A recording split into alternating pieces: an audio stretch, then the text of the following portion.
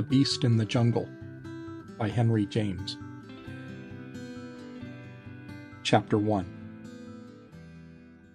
What determined the speech that startled him in the course of their encounter scarcely matters, being probably but some words spoken by himself quite without intention, spoken as they lingered and slowly moved together after their renewal of acquaintance. He had been conveyed by friends an hour or two before to the house at which she was staying. The party of visitors at the other house, of whom he was one, and thanks to whom it was his theory, as always, that he was lost in the crowd, had been invited over to luncheon. There had been after luncheon much dispersal, all in the interest of the original motive, a view of Weather End itself, and the fine things, intrinsic features, pictures, heirlooms, treasures of all the arts, that made the place almost famous. And the great rooms were so numerous that guests could wander at their will, hang back from the principal group, and, in cases where they took such matters with the last seriousness, give themselves up to mysterious appreciations and measurements. There were persons to be observed, singly or in couples, bending toward objects in out-of-the-way corners, with their hands on their knees and their heads nodding quite as with the emphasis of an excited sense of smell. When they were two, they either mingled their sounds of ecstasy, or melted into silences of even deeper import, so that there were aspects of the occasion that gave it for Marcher much the air of the look round, previous to a sale highly advertised, that excites, or quenches, as may be, the dream of acquisition. The dream of acquisition at Weather End would have had to be wild indeed, and John Marcher found himself, among such suggestions, disconcerted almost equally by the presence of those who knew too much, and by that of those who knew nothing. The great rooms caused so much poetry and history to press upon him that he needed some straying apart to feel in a proper relation with them, though this impulse was not, as happened, like the gloating of some of his companions, to be compared to the movements of a dog sniffing a cupboard. It had an issue promptly enough in a direction that was not to have been calculated. It led, briefly, in the course of the October afternoon, to his closer meeting with May Bartram, whose face, a reminder yet not quite a remembrance, as they sat much separated at a very long table, had begun merely by troubling him rather pleasantly. It affected him as the sequel of something of which he had lost the beginning. He knew it, and for the time quite welcomed it, as a continuation, but didn't know what it continued, which was an interest or an amusement the greater as he was also somehow aware, yet without a direct sign from her, that the young woman herself hadn't lost the thread. She hadn't lost it, but she wouldn't give it back to him, he saw, without some putting forth of his hand for it. And he not only saw that, but saw several things more, things odd enough in light of the fact that, at the moment, some accident of grouping brought them face to face. He was still merely fumbling with the idea that any contact between them in the past would have had no importance. If it had had no importance, he scarcely knew why his actual impression of her should so seem to have so much. The answer to which, however, was that in such a life as they all appeared to be leading for the moment, one could but take things as they came. He was satisfied, without in the least being able to say why, that this young lady might roughly have ranked in the house as a poor relation. Satisfied also that she was not there on a brief visit, but was more or less a part of the establishment, almost a working, a remunerated part. Didn't she enjoy at periods a protection that she paid for by helping, among other services, to show the place and explain it, deal with the tiresome people, answer questions about the dates of the building, the styles of the furniture, the authorship of the pictures, the favorite haunts of the ghost? It wasn't that she looked as if you could have given her shillings. It was impossible to look less so. Yet when she finally drifted toward him, distinctly handsome, though ever so much older than when he had seen her before, it might have been as an effect of her guessing that he had, within the couple of hours, devoted more imagination to her than to all the others put together, and had thereby penetrated to a kind of truth that the others were too stupid for. She was there on harder terms than anyone. She was there as a consequence of things suffered one way and another in the interval of years, and she remembered him very much as she was remembered, only a good deal better. By the time they at last thus came to speech, they were alone in one of the rooms, remarkable for a fine portrait over the chimney-place, out of which their friends had passed, and the charm of it was that even before they had spoken, they had practically arranged with each other to stay behind for talk. The charm, happily, was in other things too, partly in there being scarce a spot at Weather End without something to stay behind for. It was in the way the autumn day looked into the high windows as it waned, the way the red light, breaking at the close from under a low, somber sky, reached out in a long shaft and played over old wainscots, old tapestry, old gold, old color. It was most of all, perhaps, in the way she came to him as if, since she had been turned on to deal with the simpler sort, he might, should he choose to keep the whole thing down, just take her mild attention for a part of her general business. As soon as he heard her voice, however, the gap was filled up and the missing link supplied. The slight irony he divined in her attitude lost its advantage. He almost jumped at it to get there before her. "I met you years and years ago in Rome. I remember all about it." She confessed to disappointment. She had been so sure he didn't. And to prove how well he did, he began to pour forth the particular recollections that popped up as he called for them.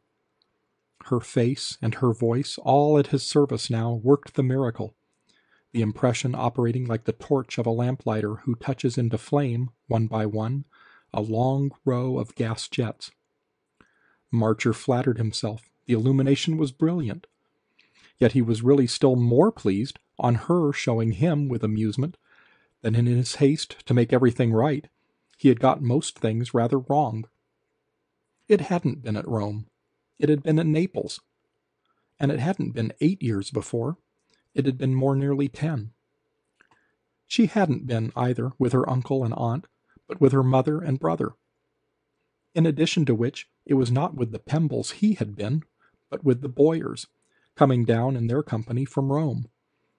A point on which she insisted, a little to his confusion, and as to which she had her evidence in hand.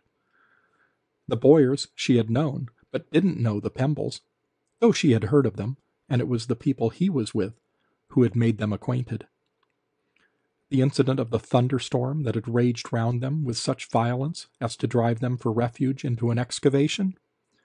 This incident had not occurred at the palace of the Caesars, but at Pompeii, on an occasion when they had been present there at an important find. He accepted her amendments, he enjoyed her corrections, though the moral of them was, she pointed out, that he really didn't remember the least thing about her. And he only felt it as a drawback that when all was made strictly historic, there didn't appear much of anything left. They lingered together still, she neglecting her office, for from the moment he was so clever she had no proper right to him, and both neglecting the house, just waiting as to see if a memory or two more wouldn't again breathe on them. It hadn't taken them many minutes, after all, to put down on the table, like the cards of a pack, those that constituted their respective hands. Only what came out was that the pack was unfortunately not perfect, that the past, invoked, invited, encouraged, could give them, naturally, no more than it had. It had made them anciently meet, her at 20, him at 25. But nothing was so strange, they seemed to say to each other, as that, while so occupied, it hadn't done a little more for them. They looked at each other as with the feeling of an occasion missed. The present would have been so much better if the other, in the far distance, in the foreign land, hadn't been so stupidly meager. There weren't, apparently, all counted, more than a dozen little old things that had succeeded in coming to pass between them. Trivialities of youth, simplicities of freshness, stupidities of ignorance, small possible germs, but too deeply buried, too deeply, didn't it seem, to sprout after so many years. Marcher could only feel he ought to have rendered her some service, saved her from a capsized boat in the bay, or at least recovered her dressing bag, filched from her cab in the streets of Naples by a lazzarone with a stiletto. Or it would have been nice if he could have taken with fever all alone at his hotel, and she could have come to look after him, to write to his people, to drive him out in convalescence. Then they would be in possession of the something or other that their actual show seemed to lack. It yet somehow presented itself, this show, as too good to be spoiled, so that they were reduced for a few minutes more to wondering a little helplessly why, since they seemed to know a certain number of the same people, their reunion had been so long averted. They didn't use that name for it, but their delay from minute to join the others was a kind of confession that they didn't quite want it to be a failure. Their attempted supposition of reasons for their not having met but showed how little they knew of each other. There came, in fact, a moment when Marcher felt a positive pang. It was vain to pretend she was an old friend, for all the communities were wanting, in spite of which it was as an old friend that he saw she would have suited him. He had new ones enough, was surrounded by them, for instance, on the stage of the other house. As a new one, he probably wouldn't have so much as noticed her. He would have liked to invent something, get her to make believe with him that some passage of a romantic or critical kind had originally occurred. He was really almost reaching out in imagination, as against time, for something that would do, and saying to himself that if it didn't come, this sketch of a fresh start would show for quite awkwardly bungled. They would separate, and now for no second or no third chance. They would have tried and not succeeded. Then it was, just at the turn, as he afterwards made it out to himself, that, everything else failing, she herself decided to take up the case and, as it were, save the situation. He felt as soon as she spoke that she had been consciously keeping back what she said and hoping to get on without it. A scruple in her that immensely touched him when, by the end of 3 or 4 minutes more, he was able to measure it. What she brought out, at any rate, quite cleared the air, and supplied the link it was so odd he should frivolously have managed to lose. "You know, you told me something I've never forgotten, and that again and again has made me think of you since. It was that tremendously hot day when we went to Sorrento, across the bay, for the breeze. What I allude to was what you said to me on the way back, as we sat under the awning of the boat, enjoying the cool. Have you forgotten?" He had forgotten, and was even more surprised than ashamed. But the great thing was that he saw in this no vulgar reminder of any sweet speech. The vanity of women had long memories, but she was making no claim on him of a compliment or a mistake. With another woman, a totally different one, he might have feared the recall, possibly even some imbecile offer. So, in having to say that he had indeed forgotten, he was conscious rather of a loss than of a gain. He already saw an interest in the matter of her mention. I try to think, but I give it up. Yet I remember the Sorrento day. I'm not very sure you do, May Bartram, after a moment, said. And I'm not very sure I ought to want you to. It's dreadful to bring a person back at any time to what he was 10 years before. If you've lived away from it, she smiled, so much the better. Ah, if you haven't, why should I? He asked. Lived away, you mean, from what I myself was? From what I was. I was, of course, an ass, Marcher went on. But I would rather know from you just the sort of ass I was than, from the moment you have something in your mind, not know anything. Still, however, she hesitated. But if you've completely ceased to be that sort? Why, I can then all the more bear to know. Besides, perhaps I haven't. Perhaps. Yet, if you haven't, she added, I should suppose you'd remember. Not indeed that I, in the least, connect with my impression the invidious name you use. If I had only thought you foolish, she explained, the thing I speak of wouldn't so have remained with me. It was about yourself. She waited, as if it might come to him, but as, only meeting her eyes in wonder, he gave no sign, she burnt her ships. Has it ever happened? Then it was that while he continued to stare, a light broke for him, and the blood slowly came to his face, which began to burn with recognition. Do you mean I told you? But he faltered, lest what came to him shouldn't be right, lest he should only give himself away. It was something about yourself that it was natural one shouldn't forget. That is, if one remembered you at all.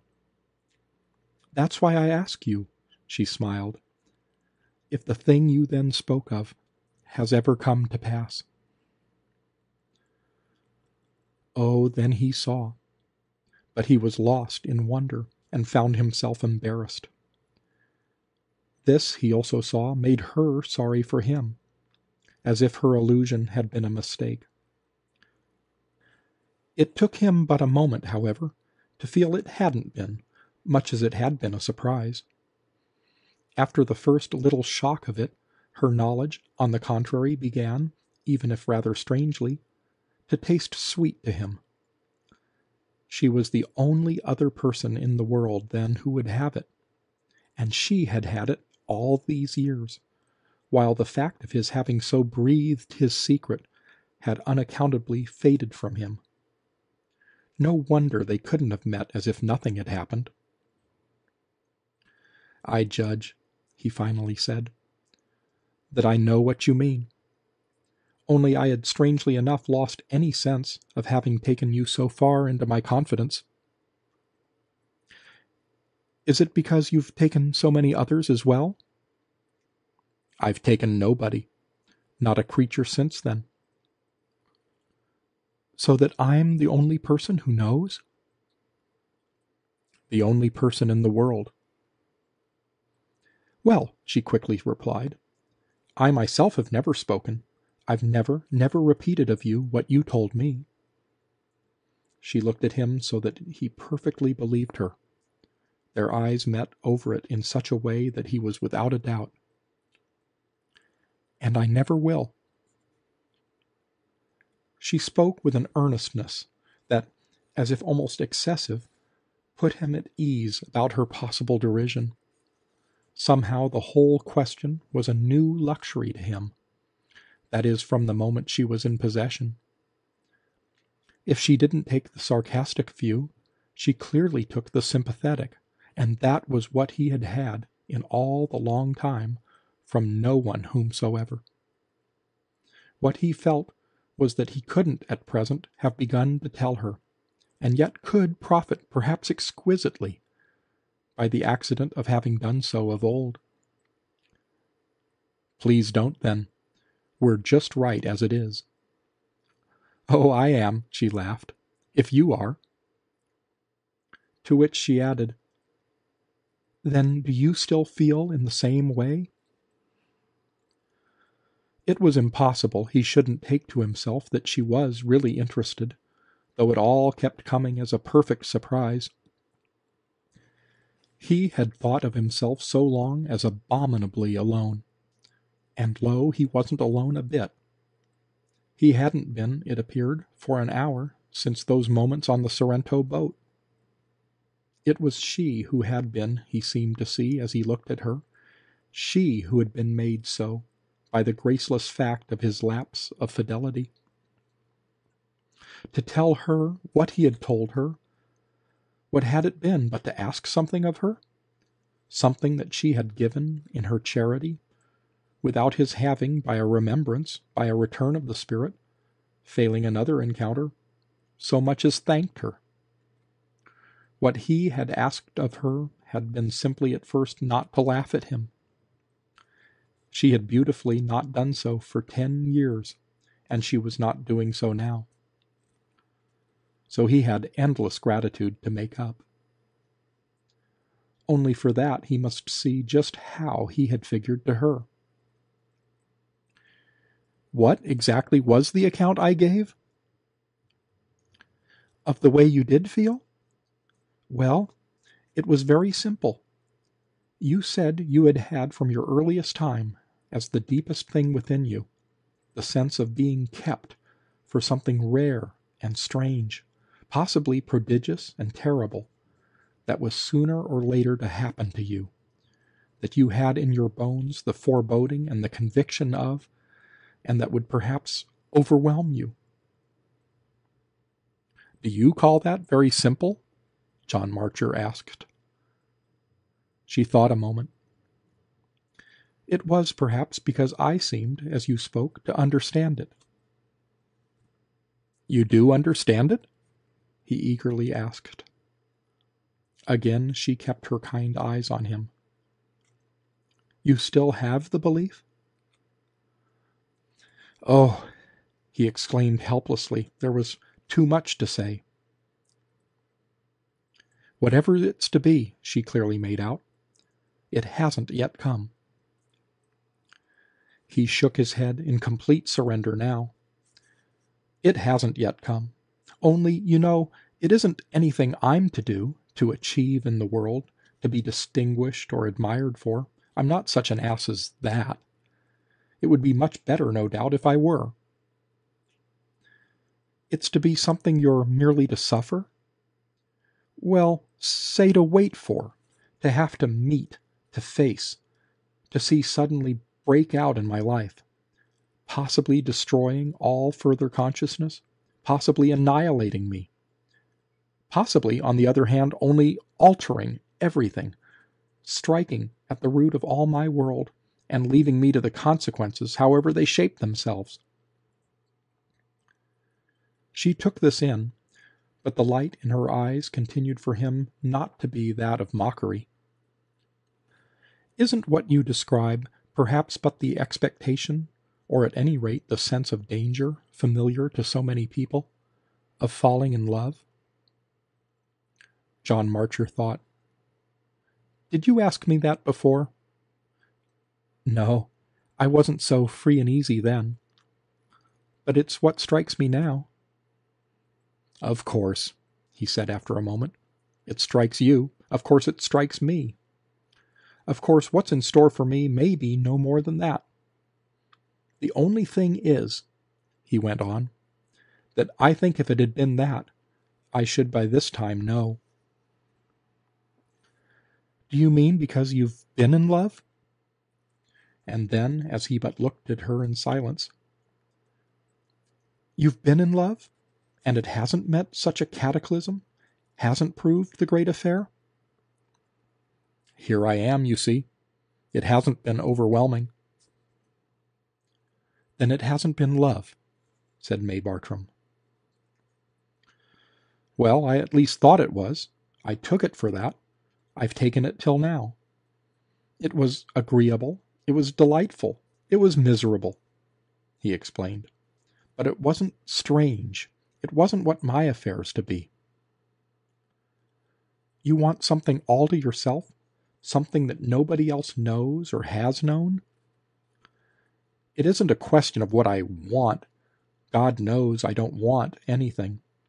It's only a question of the apprehension that haunts me, that I live with day by day. He said this so lucidly and consistently that he could see it further impose itself. If she hadn't been interested before, she'd have been interested now. Is it a sense of coming violence? Evidently now, too, again, he liked to talk of it. I don't think of it as, when it does come, necessarily violent. I only think of it as natural, and as, of course, above all, unmistakable. I think of it simply as the thing. The thing will of itself appear natural. Then how will it appear strange? Marcher bethought himself. It won't, to me. To whom, then? Well, he replied, smiling at last, say to you. Oh, then I'm to be present? Why, you are present, since you know. I see. She turned it over. But, I mean, at the catastrophe. At this, for a moment, their lightness gave way to their gravity. It was as if the long look they exchanged held them together. It will only depend on yourself, if you'll watch with me. Are you afraid? She asked. Don't leave me now, he went on. Are you afraid? She repeated. Do you think me simply out of my mind? He pursued instead of answering. Do I merely strike you as a harmless lunatic? No, said May Bartram. I understand you. I believe you. You mean you feel how my obsession, poor old thing, may correspond to some possible reality? To some possible reality. Then you will watch with me? She hesitated, then for the third time put her question. Are you afraid? Did I tell you I was, at Naples? No, you said nothing about it. Then I don't know. And I should like to know, said John Marcher. You'll tell me yourself whether you think so. If you'll watch with me, you'll see. Very good, then. They had been moving by this time across the room, and at the door, before passing out, they paused as for the full wind-up of their understanding. I'll watch with you, said May Bartram. End of Chapter 1. Chapter 2.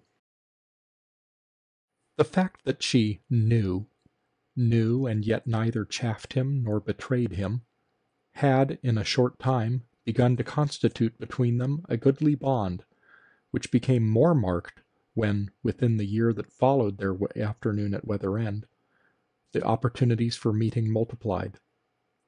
The event that thus promoted these occasions was the death of the ancient lady her great-aunt, under whose wing, since losing her mother, she had to such an extent found shelter, and who, though but the widowed mother of the new successor to the property, had succeeded, thanks to a high tone and a high temper, in not forfeiting the supreme position at the great house. The deposition of this personage arrived but with her death, which, followed by many changes, made in particular a difference for the young woman, in whom Marcher's expert attention had recognized from the first a dependent with a pride that might ache, though it didn't bristle. Nothing for a long time had made him easier than the thought that the aching must have been much soothed by Miss Bartram's now finding herself able to set up a small home in London. She had acquired property, to an amount that made that luxury just possible, under her aunt's extremely complicated will, and when the whole matter began to be straightened out, which indeed took time, she let him know that the happy issue was at last in view. He had seen her again before that day, both because she had more than once accompanied the ancient lady to town, and because he had paid another visit to the friends who so conveniently made of Weather End one of the charms of their own hospitality. These friends had taken him back there. He had achieved there again with Miss Bartram some quiet detachment, and he had, in London, succeeded in persuading her to more than one brief absence from her aunt. They went together on these latter occasions to the National Gallery and the South Kensington Museum, where, among vivid reminders, they talked of Italy at large, not now attempting to recover, as at first, the taste of their youth and their ignorance. That recovery, the first day at Weather End, had served its purpose well, had given them quite enough, so that they were, to Marcher's sense, no longer hovering about the headwaters of their stream, but had felt their boat pushed sharply off and down the current. They were literally afloat together. For our gentleman this was marked, quite as marked as that the fortunate cause of it was just the buried treasure of her knowledge. He had, with his own hands, dug up this little hoard, brought to light, that is, to within reach of the dim day constituted by their discretions and privacies, the object of value, the hiding-place of which he had, after putting it into the ground himself, so strangely, so long forgotten. The rare luck of his having again just stumbled on the spot made him indifferent to any other question. He would doubtless have devoted more time to the odd accident of his lapse of memory if he hadn't been moved to devote so much to the sweetness, the comfort, as he felt, for the future, that this accident itself had helped to keep fresh. It had never entered into his plan that anyone should know, and mainly for the reason that it wasn't in him to tell anyone. That would have been impossible, for nothing but the amusement of a cold world would have waited on it. Since, however, a mysterious fate had opened his mouth betimes in spite of him, he would count that a compensation, and profit by it to the utmost. That the right person should know tempered the asperity of his secret more even than his shyness had permitted him to imagine. And May Bartram was clearly right, because there she was. Her knowledge simply settled it. He would have been sure enough by this time had she been wrong. There was that in his situation, no doubt, that disposed him too much to see her as a mere confidant, taking all her light for him from the fact only, of her interest in his predicament, from her mercy, sympathy, seriousness, her consent not to regard him as the funniest of the funny. Aware, in fine, that her price for him was just in her giving him this constant sense of his being admirably spared, he was careful to remember that she also had a life of her own, with things that might happen to her, things that in friendship one should likewise take account of. Something fairly remarkable came to pass with him, for that matter, in this connection, something represented by a certain passage of his consciousness, in the suddenest way, from one extreme to the other. He had thought himself, so long as nobody knew, the most disinterested person in the world, carrying his concentrated burden, his perpetual suspense, ever so quietly, holding his tongue about it, giving others no glimpse of it, nor of its effect upon his life, asking of them no allowance, and only making on his side all those that were asked. He hadn't disturbed people with the queerness of their having to know a haunted man, though he had had moments of rather special temptation on hearing them say they were forsooth unsettled. If they were as unsettled as he was, He who had never been settled for an hour in his life, they would know what it meant. Yet it wasn't all the same for him to make them, and he listened to them civilly enough. This is why he had such good, though possibly such rather colorless, manners. This was why, above all, he could regard himself, in a greedy world, as decently, as in fact perhaps even a little sublimely, unselfish. Our point is accordingly that he valued this character quite sufficiently to measure his present danger of letting it lapse, against which he promised himself to be much on his guard. He was quite ready, none the less, to be selfish just a little, since surely no more charming occasion for it had come to him. Just a little, in a word, was just as much as Miss Bartram, taking one day with another, would let him. He never would be in the least coercive, and would keep well before him the lines on which consideration for her, the very highest, ought to proceed. He would thoroughly establish the heads under which her affairs, her requirements, her peculiarities, he went so far as to give them the latitude of that name, would come into their intercourse. All this, naturally, was a sign of how much he took the intercourse itself for granted. There was nothing more to be done about that. It simply existed, had sprung into being with her first penetrating question to him in the autumn light there at Weather End. The real form it should have taken, on the basis that stood out large, was the form of their marrying. But the devil in this was that the very basis itself put marrying out of the question. His conviction, his apprehension, his obsession, in short, wasn't a privilege he could invite a woman to share, and that consequence of it was precisely what was the matter with him. Something or other lay in wait for him amid the twists and the turns of the months and the years, like a crouching beast in the jungle. It signified little whether the crouching beast were destined to slay him or to be slain. The definite point was the inevitable spring of the creature, and the definite lesson from that was that a man of feeling didn't cause himself to be accompanied by a lady on a tiger hunt. Such was the image under which he had ended by figuring his life.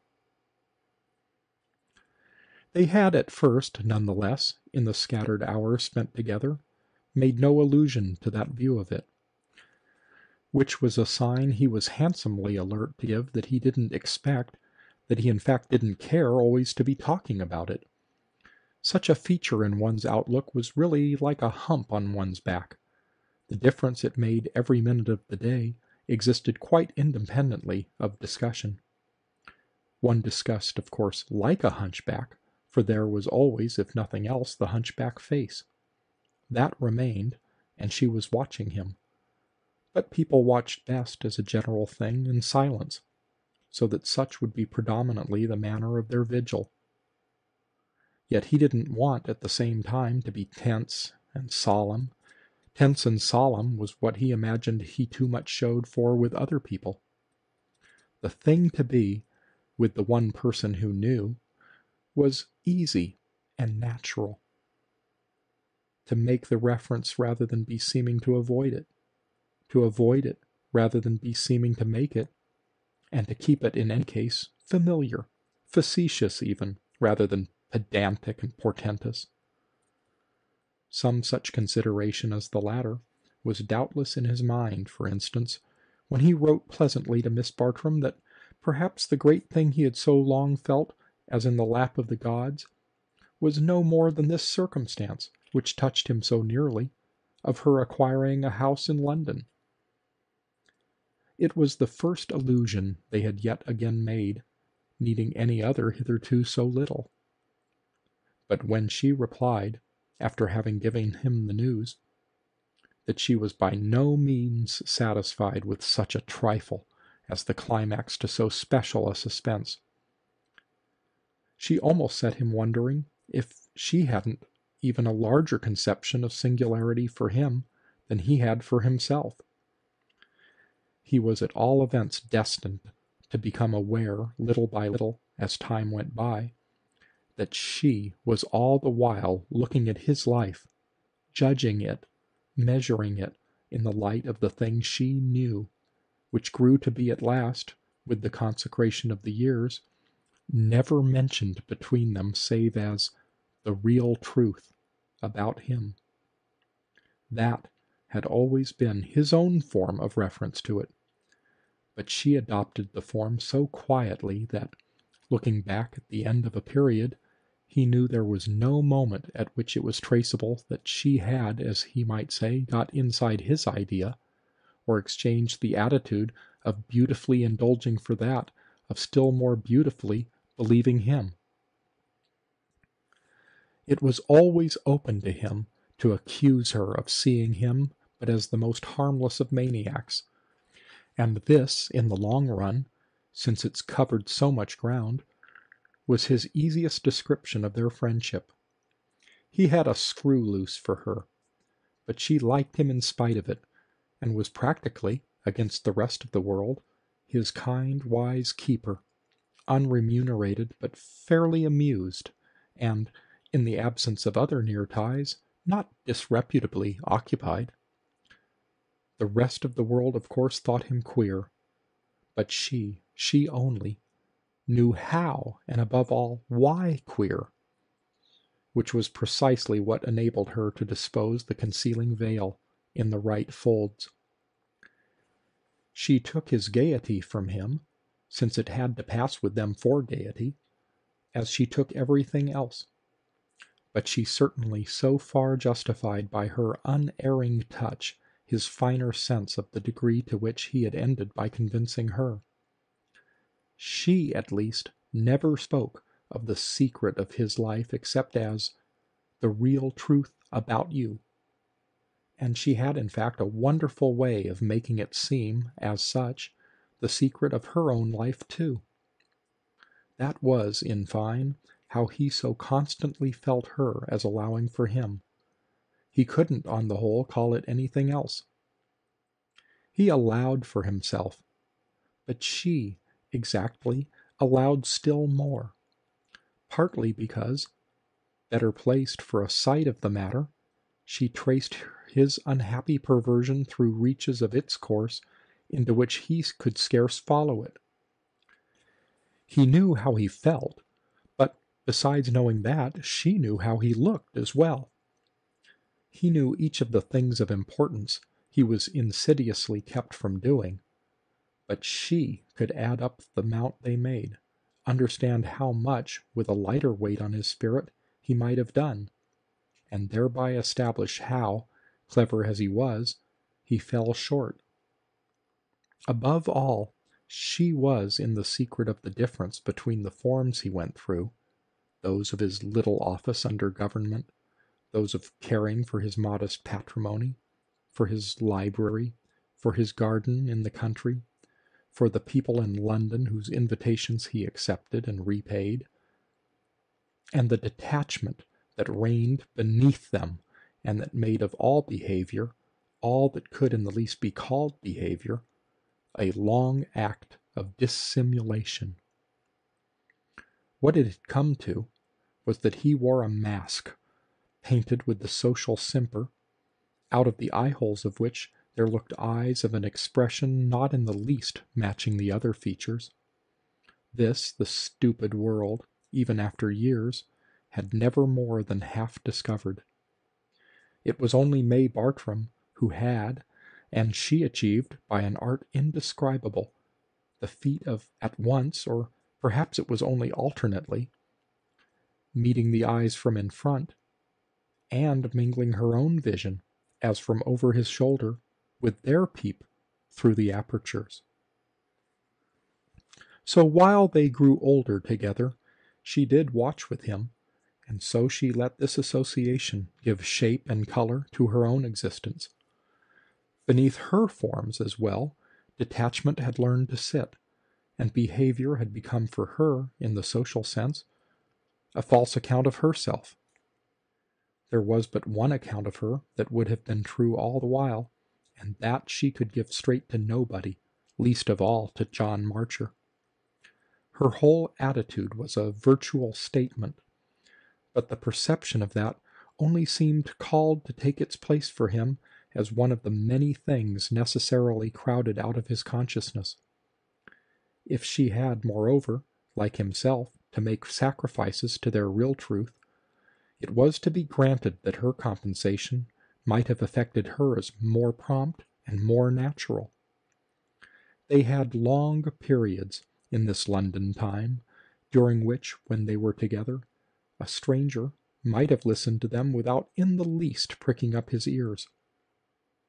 On the other hand, the real truth was equally liable at any moment to rise to the surface, and the auditor would then have wondered indeed what they were talking about.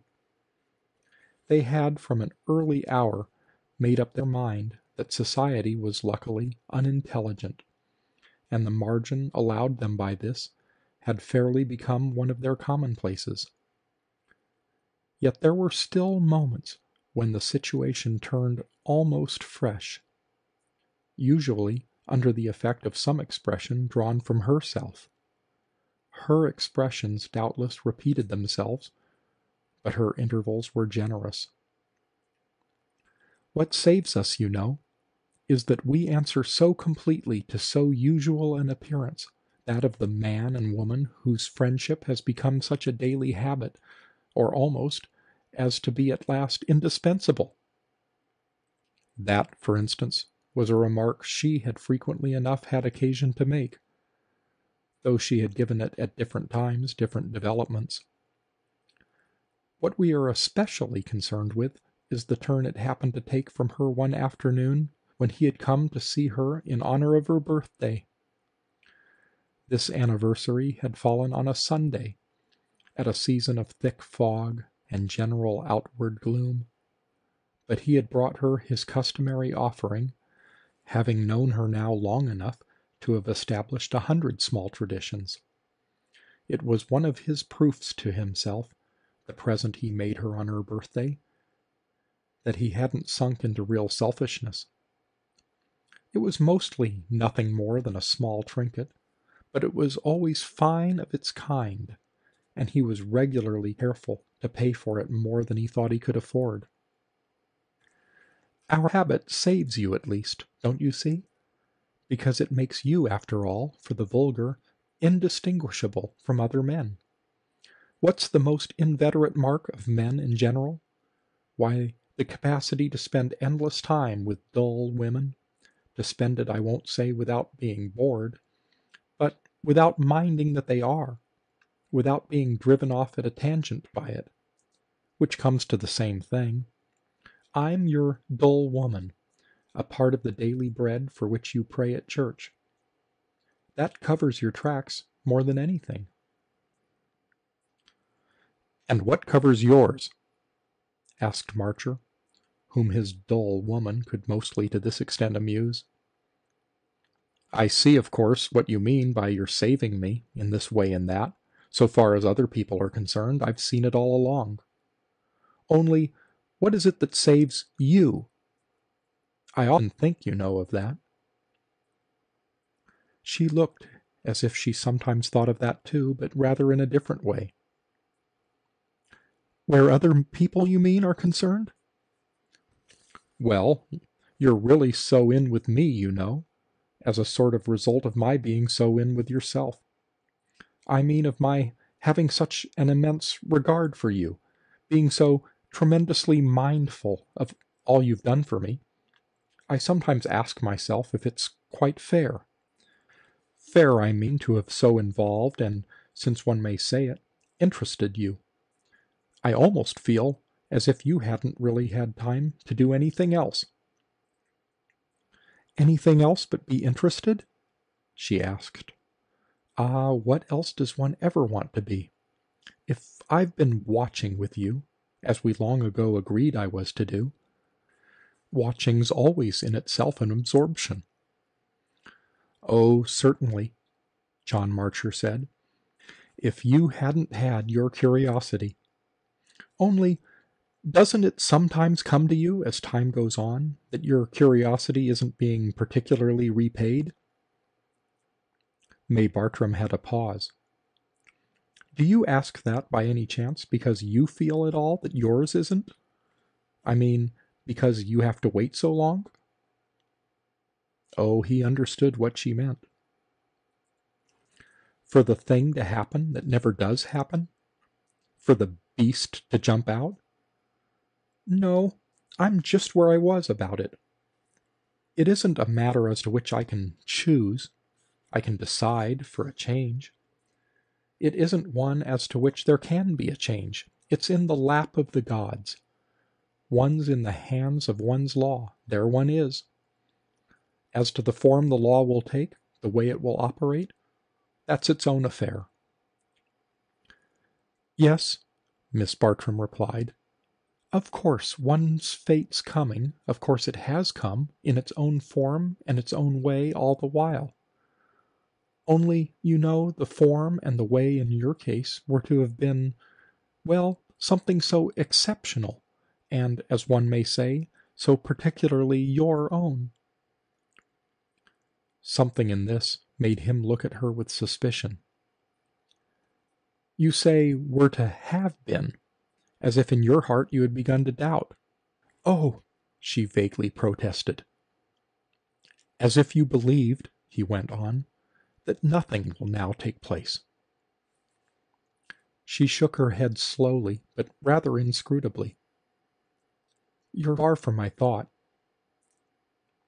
He continued to look at her. What then is the matter with you? Well, she said after another wait, the matter with me is simply that I'm more sure than ever my curiosity, as you call it, will be but too well repaid. They were frankly grave now. He had got up from his seat, had turned once more about the little drawing-room, to which, year after year, he brought his inevitable topic, in which he had, as he might have said, tasted their intimate community with every sauce, where every object was as familiar to him as the things of his own house, and the very carpets were worn, with his fitful walk, very much as the desks in old counting-houses are worn by the elbows of generations of clerks.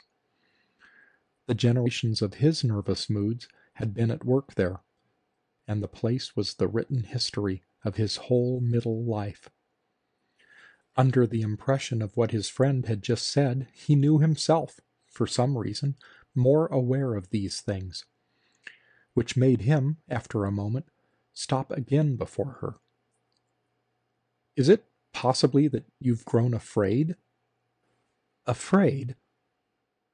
He thought, as she repeated the word, that his question had made her, a little, change color, so that, lest he should have touched on a truth, he explained very kindly, You remember, that was what you asked me long ago, that first day at Weather End. Oh, yes, and you told me you didn't know, that I was to see for myself. We've said little about it since, even in so long a time. Precisely, Marcher interposed, quite as if it were too delicate a matter for us to make free with, quite as if we might find, on pressure, that I am afraid. For then, he said, we shouldn't, should we, quite know what to do? She had for the time no answer to this question.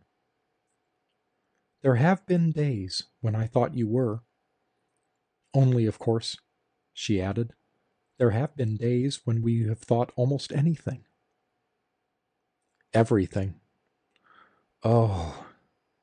Marcher softly groaned, as with a gasp half spent, at the face more uncovered just then than it had been for a long while, of the imagination always with them. It had always had its incalculable moments of glaring out, quite as with the very eyes of the very beast, and, used as he was to them, they could still draw from him the tribute of a sigh that rose from the depths of his being. All they had thought first and last, rolled over him. The past seemed to have been reduced to mere barren speculation. This, in fact, was what the place had just struck him as so full of, the simplification of everything but the state of suspense. That remained only by seeming to hang in the void surrounding it. Even his original fear, if fear it as had been, had lost itself in the desert. "I judge, however," he continued, "that you see I'm not afraid now. What I see, as I make it out, is that you've achieved something almost unprecedented in the way of getting used to danger. Living with it so long and so closely, you've lost your sense of it. You know it's there, but you're indifferent, and you cease even, as of old, to have to whistle in the dark.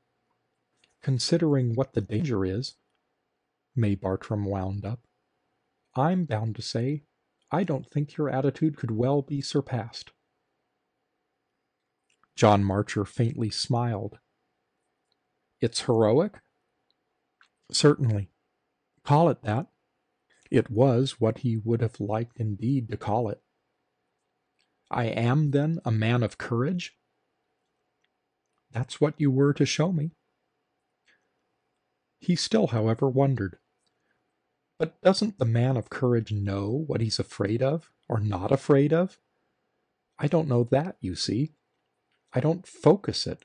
I can't name it. I only know I'm exposed. Yes, but exposed, how shall I say? So directly, so intimately. That's surely enough. Enough to make you feel, then, as what we may call the end and the upshot of our watch, that I'm not afraid? You're not afraid. But it isn't, she said, the end of our watch. That is, it isn't the end of yours. You've everything still to see. Then why haven't you? He asked. He had had all along today the sense of her keeping something back, and he still had it. As this was his first impression of that, it made quite a date. The case was the more marked as she didn't at first answer, which in turn made him go on. You know something I don't. Then his voice, for that of a man of courage, trembled a little. You know what's to happen. Her silence, with the face she showed, was almost a confession. It made him sure. You know, and you're afraid to tell me. It's so bad that you're afraid I'll find out.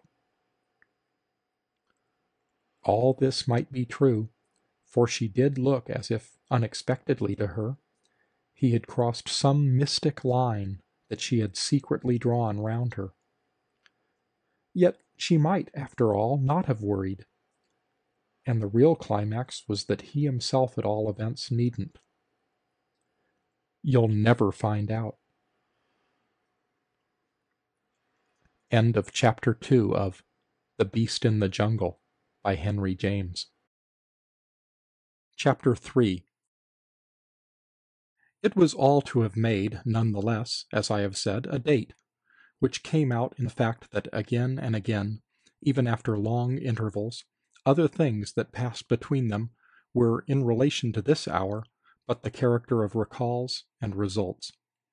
Its immediate effect had been indeed rather to lighten insistence, almost to provoke a reaction, as if their topic had dropped by its own weight, and as if, moreover, for that matter, Marcher had been visited by one of his occasional warnings against egotism.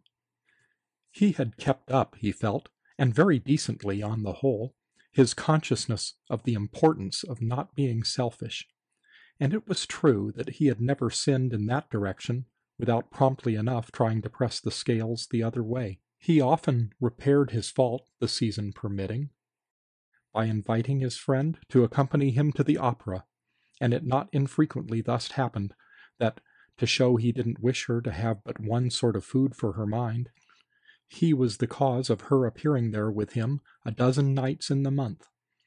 It even happened that, seeing her home at such times, he occasionally went in with her to finish, as he called it, the evening, and, the better to make his point, sat down to the frugal but always careful little supper that awaited his pleasure. His point was made, he thought, by his not internally insisting with her on himself, made, for instance, at such hours when it befell that, her piano at hand and each of them familiar with it, they went over passages of the opera together. It chanced to be on one of these occasions, however, that he reminded her of her not having answered a certain question he had put to her during the talk that had taken place between them on her last birthday. "What is it that saves you?" Saved her, he meant, from that appearance of variation from the usual human type.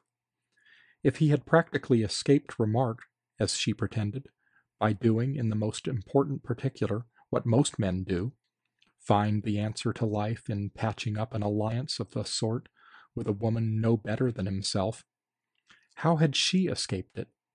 And how could the alliance, such as it was, since they must suppose it had been more or less noticed, have failed to make her rather positively talked about?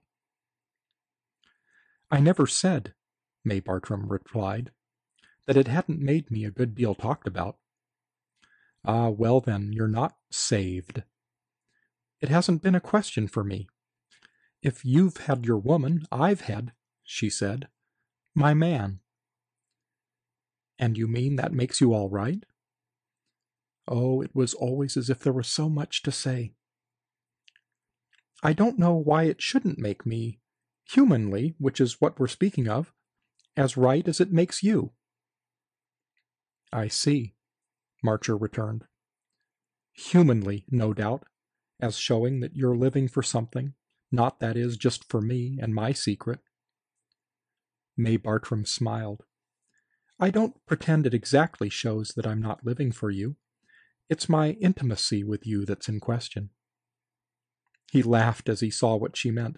"Yes, but since, as you say, I'm only, so far as people make out, ordinary, you're, aren't you, no more than ordinary either. You help me to pass for a man like another. So if I am, as I understand you, you're not compromised. Is that it?" She had another of her waits, but she spoke clearly enough. "That's it. It's all that concerns me, to help you to pass for a man like another." He was careful to acknowledge the remark handsomely. "How kind, how beautiful you are to me! How shall I ever repay you?" She had her last grave pause, as if there might be a choice of ways. But she chose. "By going on as you are." It was into this going on as he was that they relapsed, and really for so long a time that the day inevitably came for a further sounding of their depths. These depths, constantly bridged over by a structure firm enough in spite of its lightness, and of its occasional oscillation in the somewhat vertiginous air, invited on occasion, in the interest of their nerves, a dropping of the plummet and a measurement of the abyss. A difference had been made, moreover, once for all, by the fact that she had all the while not appeared to feel the need of rebutting his charge of an idea within her that she didn't dare to express, a charge uttered just before one of the fullest of their later discussions ended. It had come up for him then that she knew something, and that what she knew was bad, too bad to tell him. When he had spoken of it as visibly so bad that she was afraid he might find it out, her reply had left the matter too equivocal to be let alone, and yet, for Marcher's special sensibility, almost too formidable again to touch.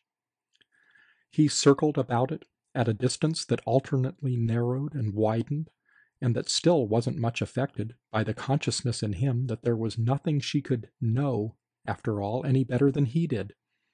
She had no source of knowledge he hadn't equally, except, of course, that she might have finer nerves. That was what women had, where they were interested. They made out things, where people were concerned, that the people often couldn't have made out for themselves. Their nerves, their sensibility, their imagination were conductors and revealers, and the beauty of May Bartram was in particular that she had given herself so to his case.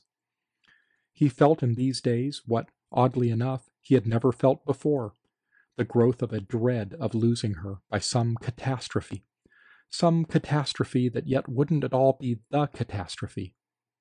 Partly because she had almost of a sudden begun to strike him as more useful to him than ever yet, and partly by reason of an appearance of uncertainty in her health, coincident and equally new. It was characteristic of the inner detachment he had hitherto so successfully cultivated, and to which our whole account of him is a reference.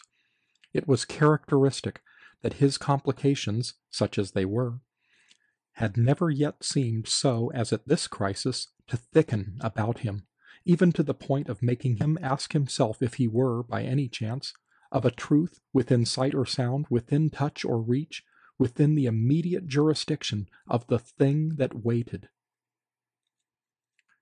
When the day came, as come it had to, that his friend confessed to him her fear of a deep disorder in her blood, he felt somehow the shadow of a change and the chill of a shock. He immediately began to imagine aggravations and disasters, and above all to think of her peril as the direct menace for himself of personal privation. This indeed gave him one of those partial recoveries of equanimity that were agreeable to him. It showed him that what was still first in his mind was the loss she herself might suffer. What if she should have to die before knowing, before seeing? It would have been brutal, in the early stages of her trouble, to put that question to her. But it had immediately sounded for him to his own concern, and the possibility was what most made him sorry for her.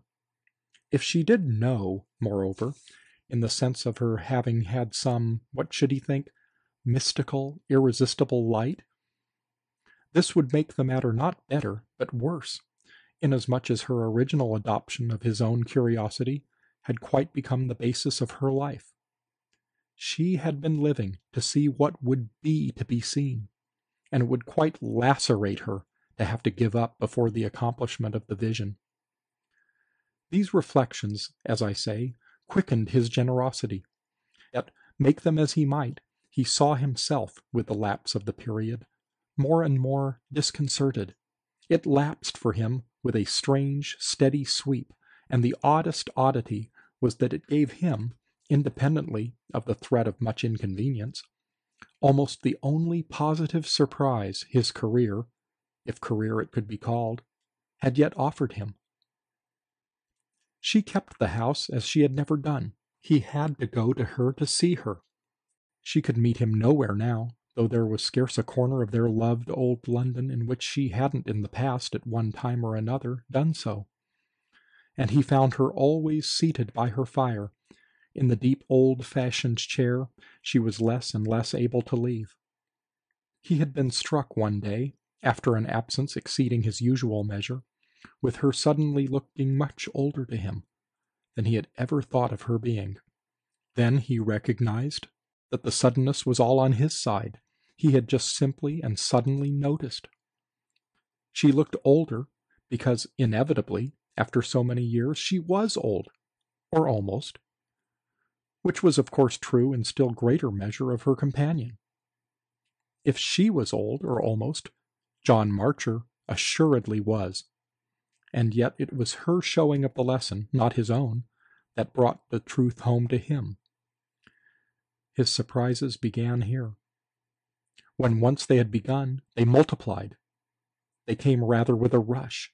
It was as if, in the oddest way of the world, they had all been kept back, sown in a thick cluster, for the late afternoon of life, the time at which for people in general, the unexpected has died out. One of them was that he should have caught himself, for he had so done, really wondering if the great accident would take form now as nothing more than his being condemned to see this charming woman, this admirable friend, pass away from him. He had never so unreservedly qualified her as while confronted in thought with such a possibility, in spite of which there was small doubt for him that as an answer to his long riddle, the mere effacement of even so fine a feature of his situation would be an abject anticlimax. It would represent, as connected with his past attitude, a drop of dignity, under the shadow of which his existence could only become the most grotesque of failures. He had been far from holding it a failure, long as he had waited for the appearance that was to make it a success. He had waited for quite another thing, not for such a thing as that.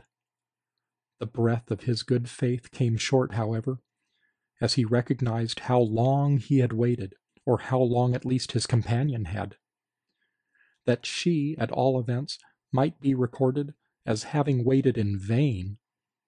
This affected him sharply, and all the more because of his at first having done little more than amuse himself with the idea.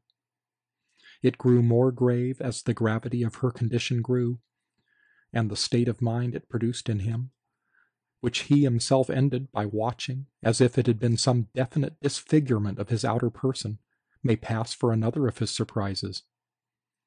This conjoined itself still with another, the really stupefying consciousness of a question that he would have allowed to shape itself had he dared. What did everything mean? What, that is, did she mean? She and her vain waiting, and her probable death, and the soundless admonition of it all? Unless that, at this time of day, it was overwhelmingly too late. He had never, at any stage of his queer consciousness, admitted the whisper of such a correction. He had never, till within these last few months, been so false to his conviction as not to hold that what was to come to him had time whether he struck himself as having it or not.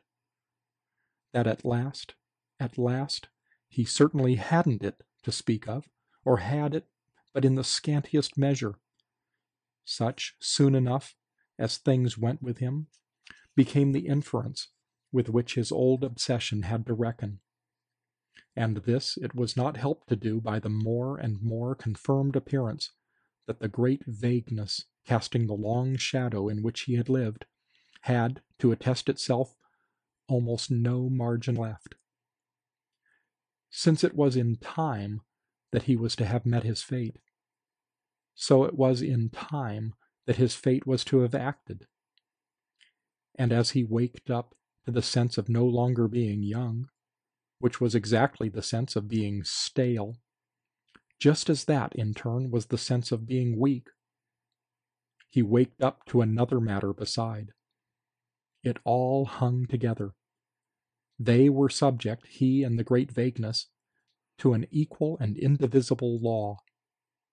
When the possibilities themselves had accordingly turned stale, when the secret of the gods had grown faint, had perhaps even quite evaporated, that, and that only, was failure.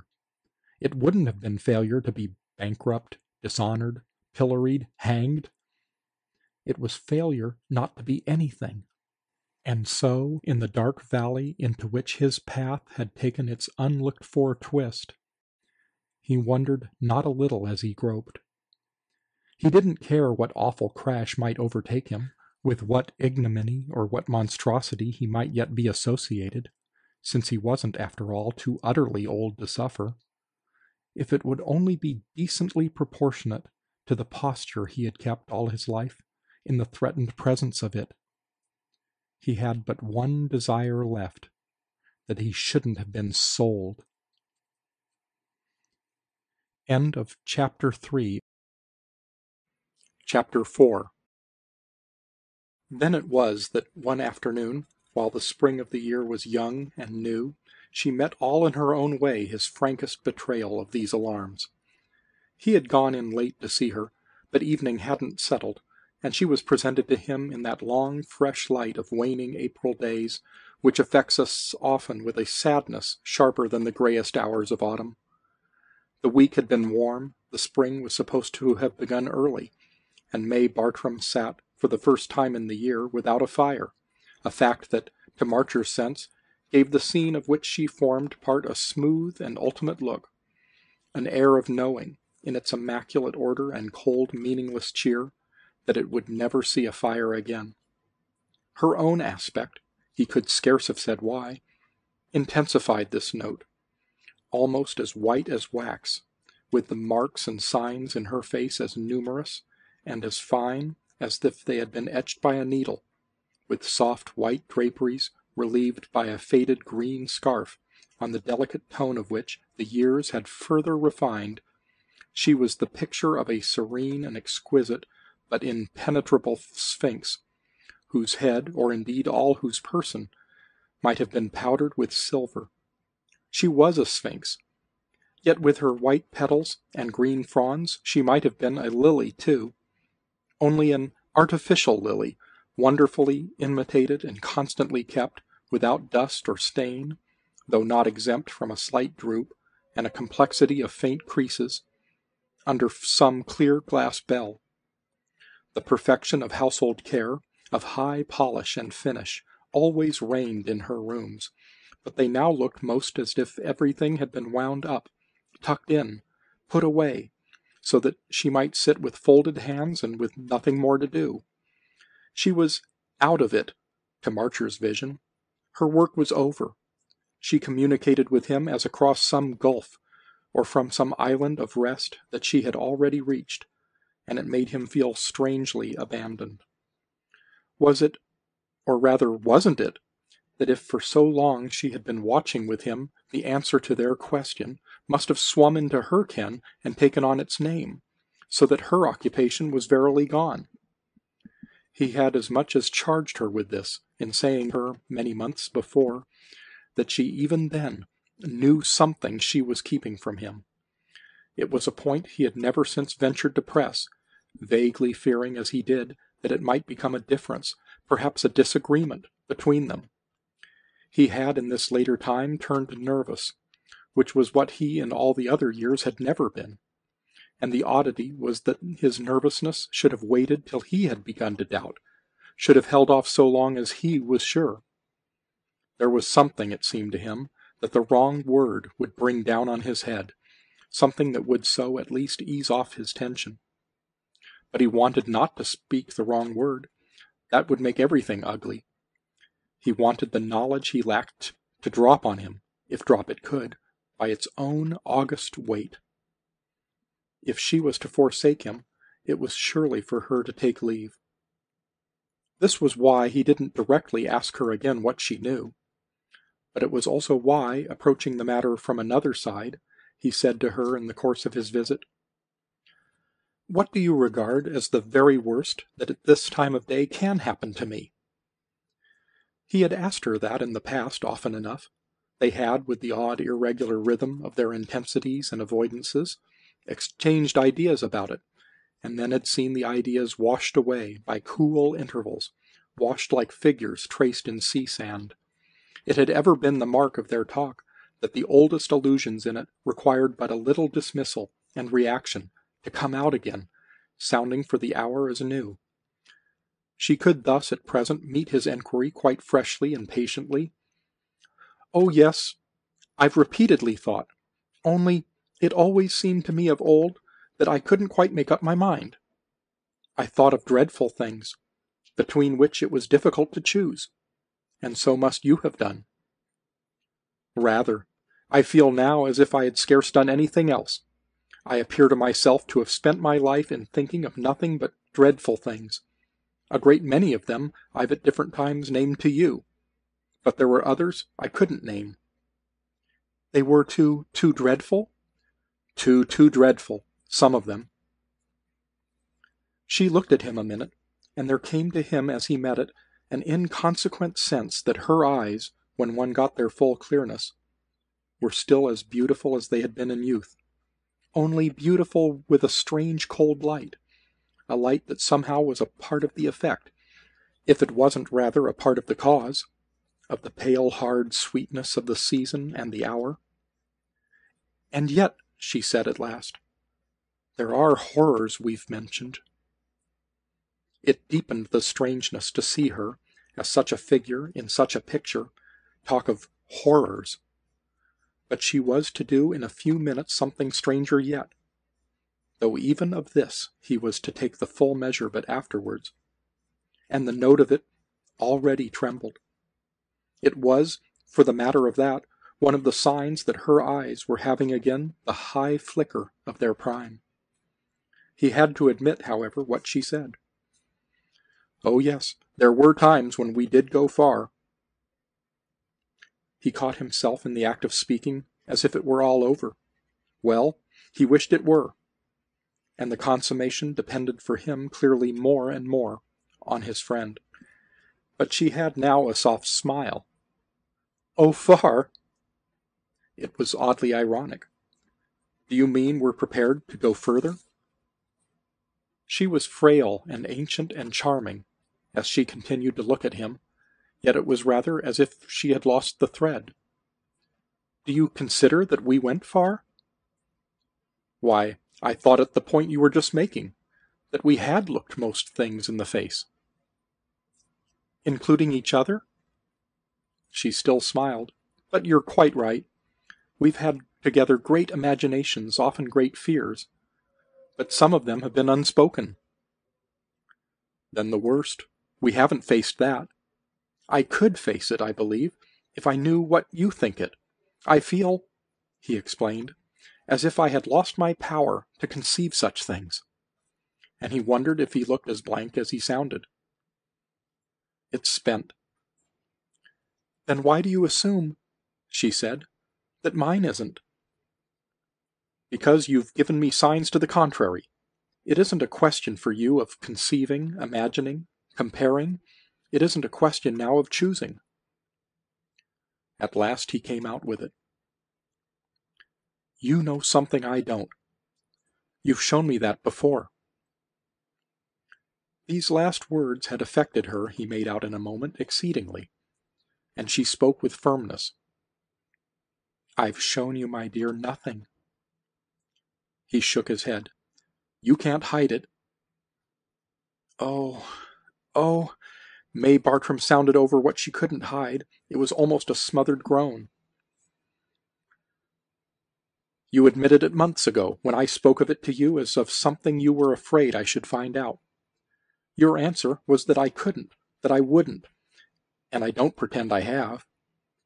But you had something, therefore, in mind, and I see now how it must have been, how it still is, the possibility that, of all possibilities, has settled itself for you as the worst. This, he went on, is why I appeal to you. I'm only afraid of ignorance today. I'm not afraid of knowledge. And then, as for a while, she said nothing. What makes me sure is that I see in your face and feel here, in this air and amid these appearances, that you're out of it. You've done. You've had your experience. You leave me to my fate. Well, she listened, motionless and white in her chair, as on a decision to be made, so that her manner was fairly an avowal, though still with a small fine inner stiffness, an imperfect surrender. It would be the worst, she finally let herself say. I mean, the thing I've never said. It hushed him a moment. More monstrous than all the monstrosities we've named? More monstrous. Isn't that what you sufficiently express, she asked, in calling it the worst? Marcher thought. Assuredly, if you mean as I do, something that includes all the loss and all the shame that are thinkable. It would if it should happen, said May Bartram. What we're speaking of, remember, is only my idea. It's your belief, Marcher returned. That's enough for me. I feel your beliefs are right. Therefore, if, having this one, you give me no more light on it, you abandon me. No, no, she repeated. I'm with you, don't you see? Still. And as to make it more vivid to him, she rose from her chair, a movement she seldom risked in these days, and showed herself all draped and all soft in her fairness and slimness. I haven't forsaken you. It was really, in its effort against weakness, a generous assurance, and had the success of the impulse not happily been great, it would have touched him to pain more than to pleasure. But the cold charm in her eyes had spread, as she hovered before him, to all the rest of her person, so that it was, for the minute, almost a recovery of youth. He couldn't pity her for that. He could only take her as she showed, as capable even yet of helping him. It was as if, at the same time, her light might at any instant go out, wherefore he must make the most of it. There passed before him with intensity the 3 or 4 things he wanted most to know, but the question that came of itself to his lips really covered the others. "Then tell me if I shall consciously suffer." She promptly shook her head. "Never." It confirmed the authority he imputed to her, and it produced on him an extraordinary effect. "Well, what's better than that? Do you call that the worst?" "You think nothing is better?" she asked. She seemed to mean something so special that he again sharply wondered, though still with the dawn of a prospect of relief. "Why not, if one doesn't know?" After which, as their eyes, over his question, met in a silence, the dawn deepened, and something to his purpose came prodigiously out of her very face. His own, as he took it in, suddenly flushed to the forehead, and he gasped with the force of a perception to which, on the instant, everything fitted. The sound of his gasp filled the air. Then he became articulate. "I see. If I don't suffer." In her own look, however, was doubt. "You see what?" "Why, what you mean. What you've always meant." She again shook her head. "What I mean isn't what I've always meant. It's different." "It's something new?" She hung back from it a little. "Something new. It's not what you think. I see what you think." His divination drew breath then. Only her correction might be wrong. "It isn't that I am a blockhead?" he asked, between faintness and grimness. "It isn't that it's all a mistake?" "A mistake?" she pityingly echoed. That possibility, for her, he saw, would be monstrous, and if she guaranteed him the immunity from pain, it would accordingly not be what she had in mind. "Oh, no," she declared. "It's nothing of that sort. You've been right." Yet he couldn't help asking himself if she weren't, thus pressed, speaking but to save him. It seemed to him he should be most in a hole if his history should prove all a platitude. "Are you telling me the truth, so that I shan't have been a bigger idiot than I can bear to know? I haven't lived with a vain imagination, in the most besotted illusion? I haven't waited but to see the door shut in my face?" She shook her head again. "However the case stands, that isn't the truth. Whatever the reality, it is a reality. The door isn't shut. The door's open," said May Bartram. "Then something's to come?" She waited once again, always with her cold, sweet eyes on him. "It's never too late."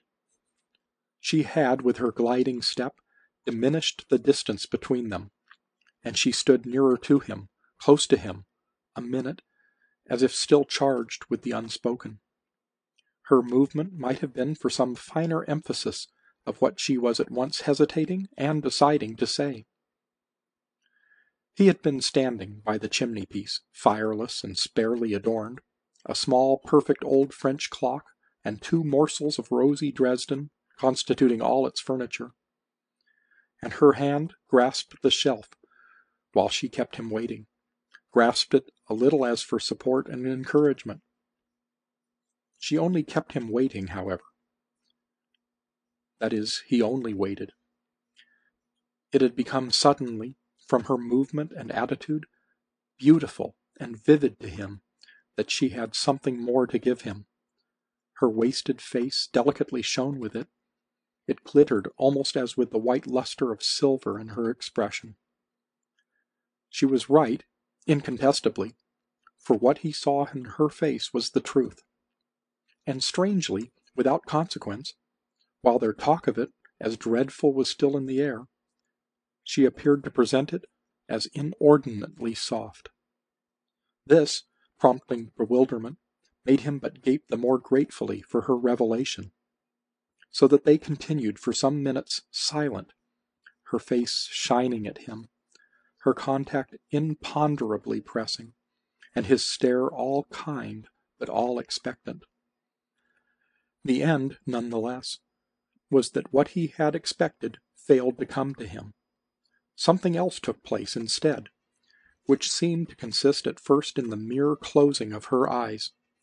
She gave way at the same instant to a slow, fine shudder, and though he remained staring, though he stared in fact but the harder, turned off and regained her chair. It was the end of what she had been intending, but it left him thinking only of that. "Well, you don't say?"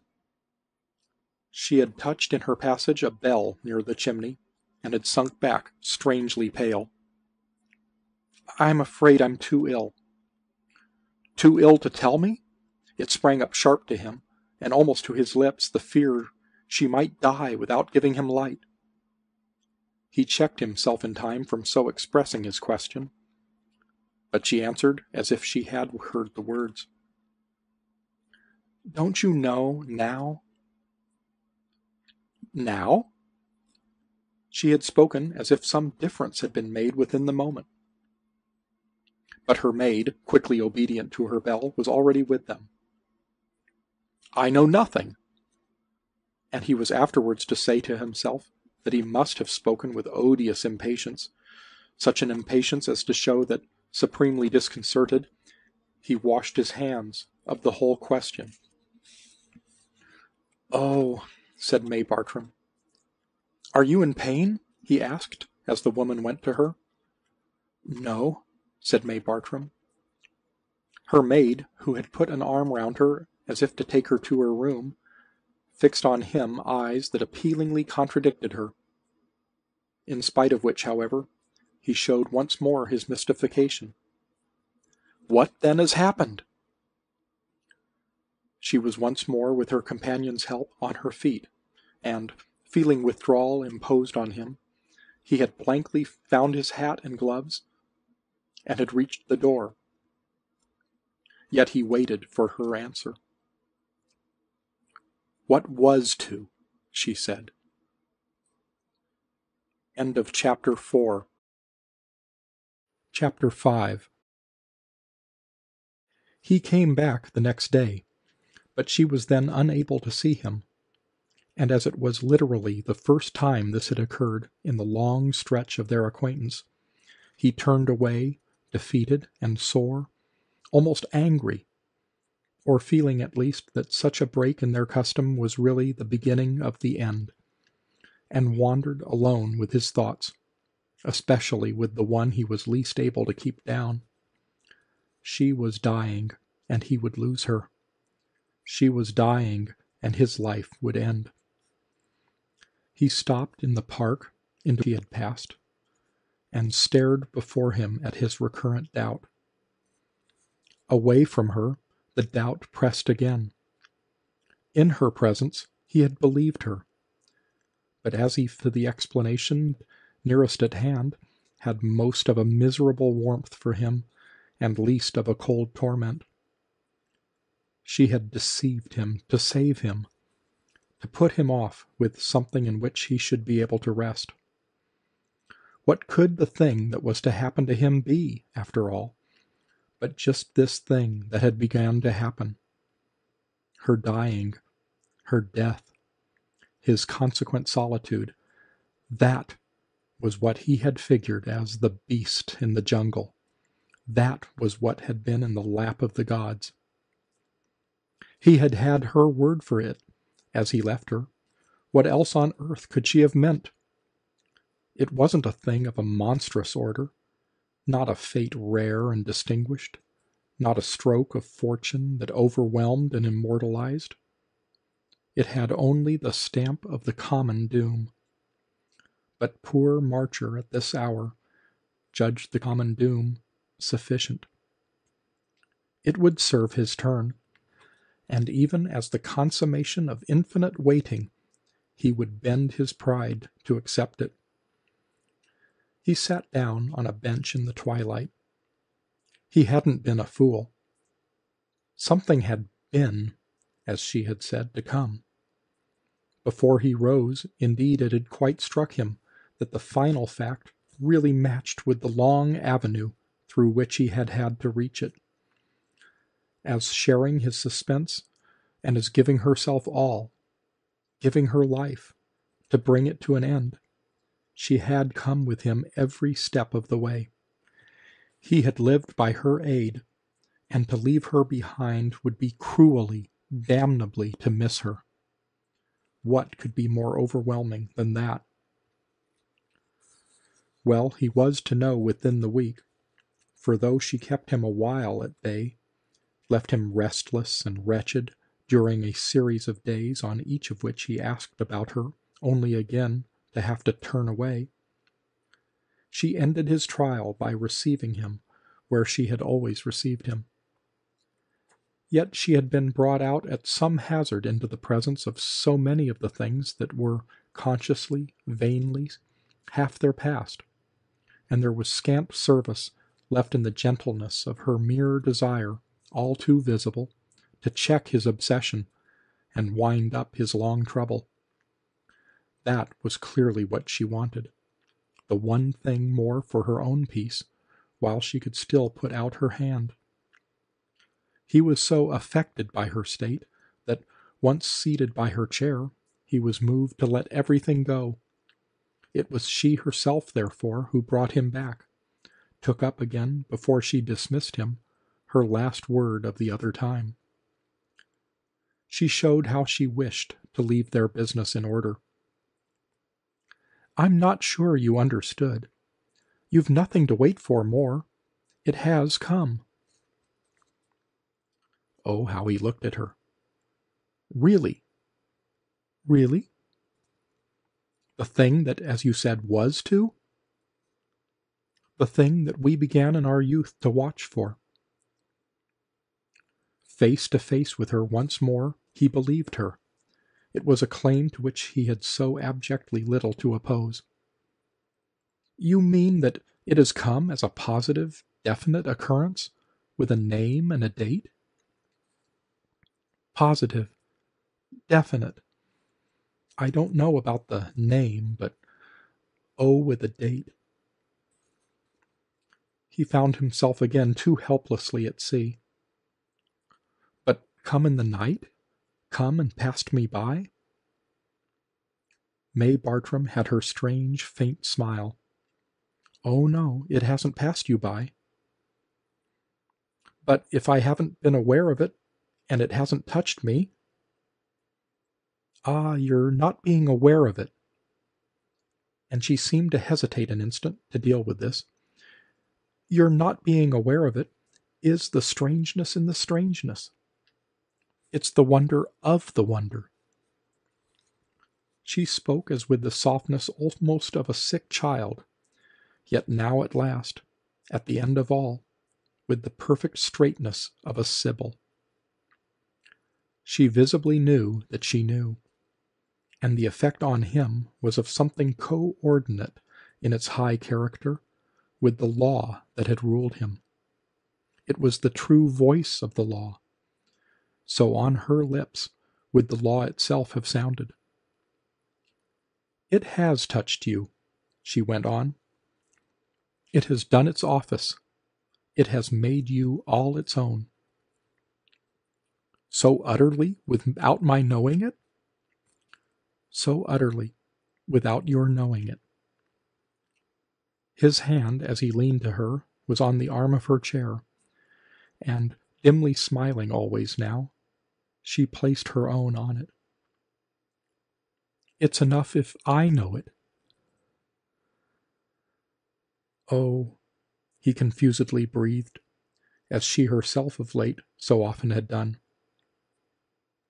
What I long ago said is true. You'll never know how, and I think you ought to be content. You've had it, said May Bartram. But had what? Why, what was to have marked you out, the proof of your law. It has acted. I'm too glad, she then bravely added, to have been able to see what it's not. He continued to attach his eyes to her, and with the sense that it was all beyond him, and that she was too.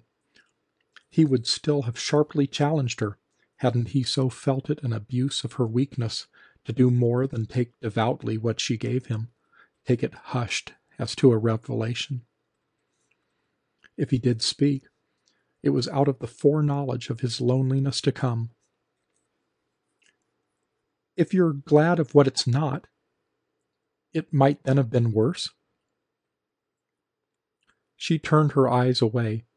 She looked straight before her, with which, after a moment, well, you know our fears. He wondered. It's something then we never feared? On this slowly she turned to him. Did we ever dream, with all our dreams, that we should sit and talk of it thus?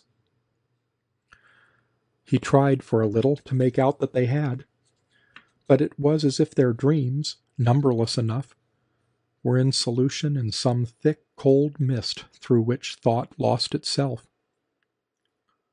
It might have been that we couldn't talk. Well, she did her best for him, not from this side. This, you see, she said, is the other side. I think, poor Marcher returned, that all sides are the same to me. Then, however, as she gently shook her head in correction, we mightn't, as it were, have got across? To where we are? No, we're here. She made her weak emphasis. And much good does it do us, was her friend's frank comment. It does us the good it can. It does us the good that it isn't here. It's past. It's behind, said May Bartram. Before... But her voice dropped. He had got up, not to tire her, but it was hard to combat his yearning. She, after all, told him nothing but that his light had failed, which he knew well enough without her. Before, he blankly echoed. Before, you see, it was always to come. That kept it present. Oh, I don't care what comes now. Besides, Marcher added, it seems to me I liked it better present, as you say, than I can like it absent with your absence. Oh, mine? And her pale hands made light of it. With the absence of everything. He had a dreadful sense of standing there before her, for, so far as anything but this proved, this bottomless drop was concerned, the last time of their life. It rested on him with a weight he felt he could scarce bear, and this weight it apparently was that still pressed out what remained in him of speakable protest. I believe you, but I can't begin to pretend I understand. Nothing for me is past. Nothing will pass till I pass myself, which I pray my stars may be as soon as possible. Say, however, he added, that I've eaten my cake, as you contend, to the last crumb. How can the thing I've never felt at all be the thing I was marked out to feel? She met him perhaps less directly, but she met him unperturbed. You take your feelings for granted. You were to suffer your fate. That was not necessarily to know it. How in the world? When what is such knowledge but suffering? She looked up at him a while in silence. No, you don't understand. I suffer, said John Marcher. Don't. How can I help at least that? Don't, May Bartram repeated. She spoke it in a tone so special, in spite of her weakness, that he stared an instant, stared as if some light hitherto hidden had shimmered across his vision. Darkness again closed over it, but the gleam had already become for him an idea. Because I haven't the right? Don't know when you needn't, she mercifully urged. You needn't, for we shouldn't.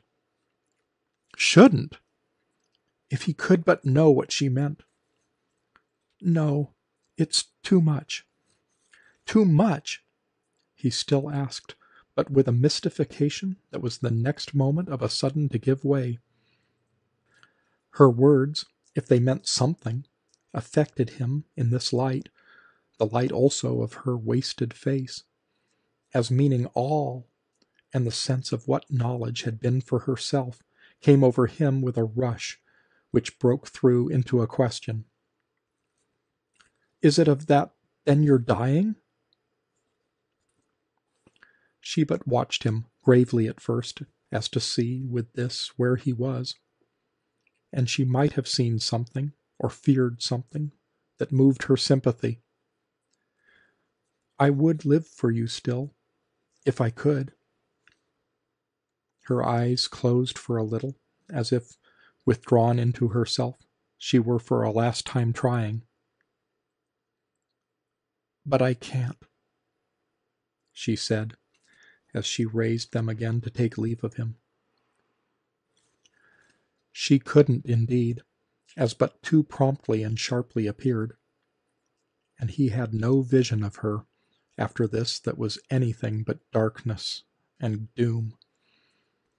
They had parted forever in that strange talk. Access to her chamber of pain, rigidly guarded, was almost wholly forbidden him. He was feeling now, moreover, in the face of doctors, nurses, the 2 or 3 relatives, attracted doubtless by the presumption of what she had to leave, how few were the rights, as they were called in such cases, that he had to put forward, and how odd it might even seem that their intimacy shouldn't have given him more of them. The stupidest 4th cousin had more, even though she had been nothing in such a person's life. She had been a feature of features in his, for what else was it to have been so indispensable?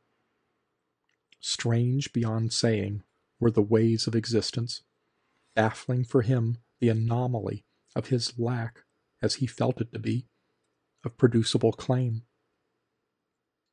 A woman might have been, as it were, everything to him, and yet it might present him in no connection that anyone seemed held to recognize. If this was the case in these closing weeks, it was the case more sharply on the occasion of the last offices rendered, in the great grey London cemetery, to what had been mortal, to what had been precious in his friend. The concourse at her grave was not numerous, but he saw himself treated as scarce more nearly concerned with it than if there had been 1,000 others.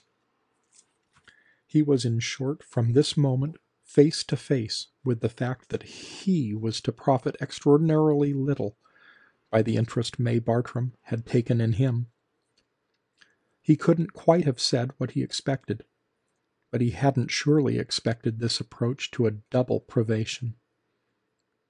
Not only had her interest failed him, but he seemed to feel himself unattended, and for a reason he couldn't seize, by the distinction, the dignity, the propriety, if nothing else, of the man markedly bereaved. It was as if, in the view of society, he had not been markedly bereaved, as if there still failed some sign or proof of it, and as if, nonetheless, his character could never be affirmed, nor the deficiency ever made up. There were moments, as the weeks went by, when he would have liked, by some almost aggressive act, to take his stand on the intimacy of his loss, in order that it might be questioned, and his retort to the relief of his spirit so recorded. But the moments of an irritation more helpless followed fast on these, the moments during which, turning things over with a good conscience, but with a bare horizon, he found himself wondering if he oughtn't to have begun, so to speak, further back. He found himself wondering, indeed, at many things, and this last speculation had others to keep it company. What could he have done, after all, in her lifetime, without giving them both, as it were, away? He couldn't have made known she was watching him, for that would have published the superstition of the beast. This was what closed his mouth now that the jungle had been thrashed to vacancy, and that the beast had stolen away. It sounded too foolish and too flat. The difference for him in this particular, the extinction in his life of the element of suspense, was such as in fact to surprise him. He could scarce have said what the effect resembled, the abrupt cessation, the positive prohibition, of music perhaps, more than anything else, in some place all adjusted and all accustomed to sonority and to attention. If he could, at any rate, have conceived lifting the veil from his image at some moment of the past, what had he done, after all, if not lift it to her? So to do this today, to talk to people at large of the jungle cleared, and confide to them that he now felt it as safe, would have been not only to see them listen as to a good wife's tale, but really to hear himself tell one. What it presently came to, in truth, was that poor Marcher waded through his beaten grass, where no life stirred, where no breath sounded, where no evil eye seemed to gleam from a possible lair, very much as if vaguely looking for the beast, and still more, as if acutely missing it. He walked about in an existence that had grown strangely more spacious, and stopping fitfully in places where the undergrowth of life struck him as closer, asked himself yearningly, wondered secretly and sorely, if it would have lurked here or there. It would have, at all events, sprung. What was at least complete was his belief in the truth itself of the assurance given him.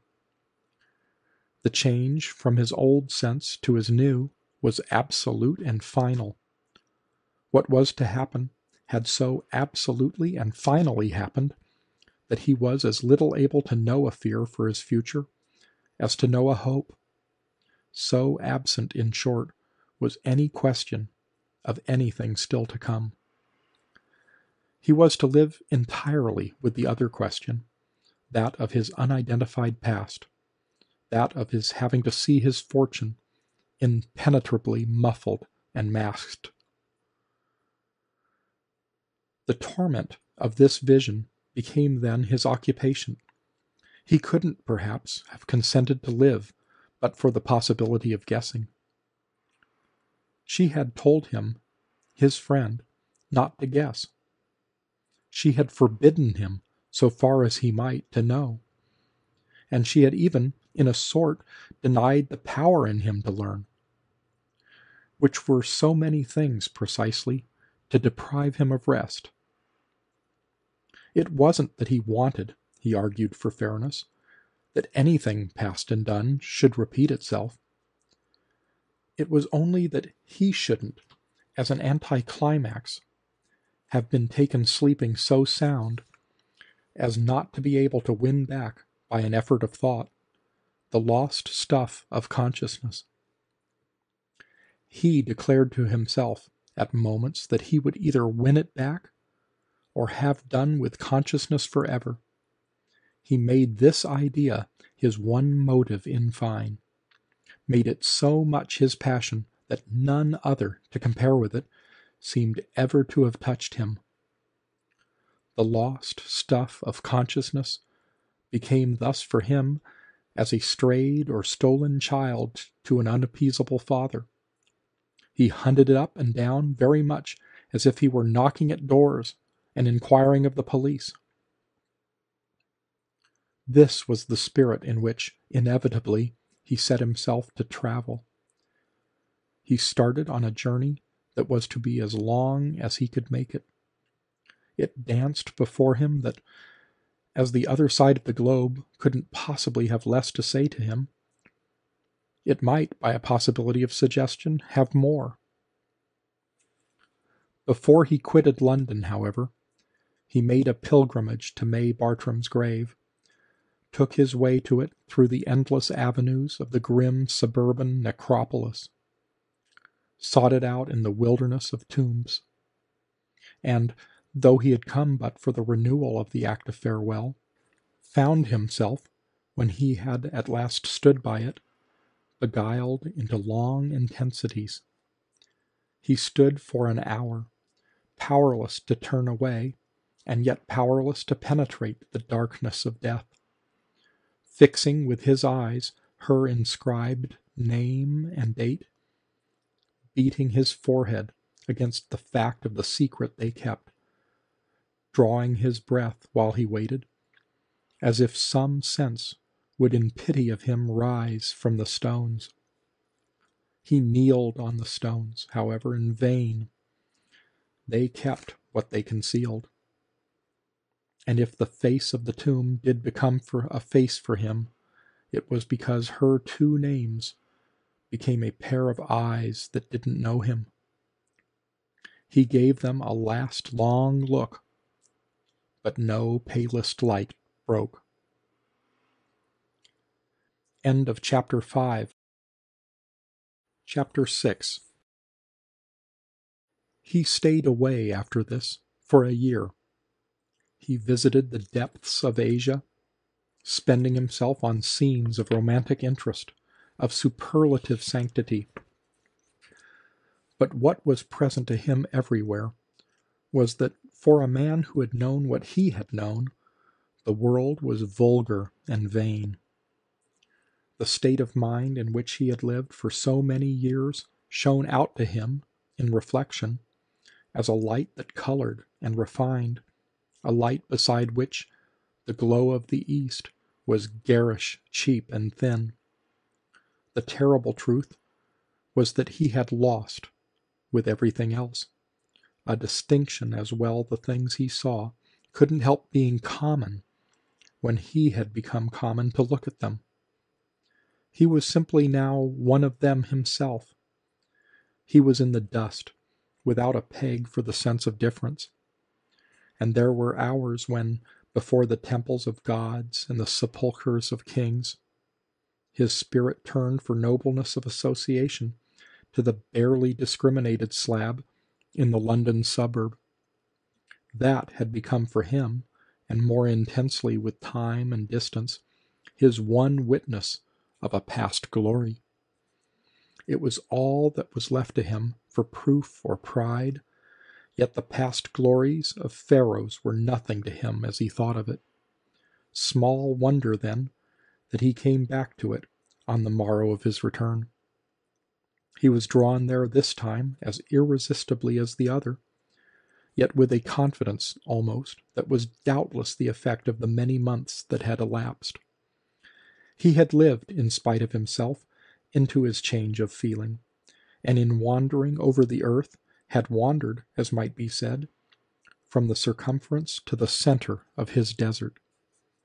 He had settled to his safety, and accepted, perforce, his extinction, figuring to himself, with some color, in the likeness of certain little old men he remembered to have seen, of whom, all meager and wizened as they might look, it was related that they had in their time fought 20 duels, or been loved by 10 princesses. They indeed had been wondrous for others, while he was but wondrous for himself, which, however, was exactly the cause of his haste to renew the wonder by getting back, as he might put it, into his own presence. That had quickened his steps, and checked his delay. If his visit was prompt, it was because he had been separated so long from the part of himself that alone he now valued. It's accordingly not false to say that he reached his goal with a certain elation, and stood there again with a certain assurance. The creature beneath the sod knew of his rare experience, so that, strangely now, the place had lost for him its mere blankness of expression. It met him in mildness, not as before in mockery. It wore for him the air of conscious greeting that we find, after absence, in things that have closely belonged to us, and which seem to confess of themselves to the connection. The plot of ground, the graven tablet, the tended flowers, affected him so as belonging to him, that he resembled for the hour a contented landlord reviewing a piece of property. Whatever had happened, well, had happened. He had not come back this time with the vanity of that question. His former worrying, what, now practically so spent. Yet he would none the less never again so cut himself off from the spot. He would come back to it every month, for if he did nothing else by its aid, he at least held up his head. It thus grew for him, in the oddest way, a positive resource. He carried out his idea of periodical returns, which took their place at last among the most inveterate of his habits. What it all amounted to, oddly enough, was that in his finally so simplified world, this garden of death gave him the few square feet of earth on which he could still most live. It was as if, being nothing anywhere else for any one, nothing even for himself, he were just everything here, and if not for a crowd of witnesses, or indeed for any witness but John Marcher, then by clear right of the register that he could scan like an open page. The open page was the tomb of his friend, and there were the facts of the past, there the truth of his life, there the backward reaches in which he could lose himself. He did this from time to time with such effect that he seemed to wander through the old years with his hand in the arm of a companion who was, in the most extraordinary manner, his younger self, and to wander, which was more extraordinary yet, round and round a third presence, not wandering she, but stationary, still, whose eyes, turning with his revolution, never ceased to follow him, and whose seat was his point, so to speak, of orientation. Thus, in short, he settled to live, feeding all on the sense that he once had lived, and dependent on it, not alone for a support, but for an identity. It sufficed him in its way for months, and the year elapsed. It would doubtless even have carried him further, but for an accident, superficially slight, which moved him quite in another direction, with a force beyond any of his impressions of Egypt or of India.